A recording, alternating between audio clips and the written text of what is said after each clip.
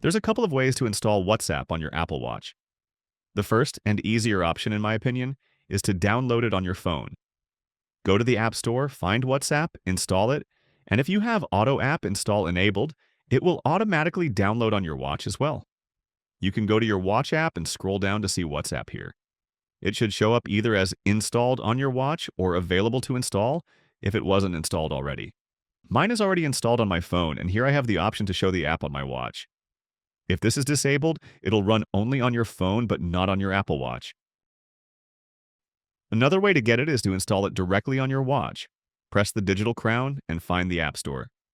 Once you're in the App Store, you can browse suggested apps or use the search.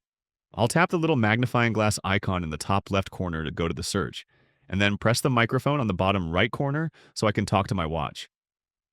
Then simply say WhatsApp to search for it.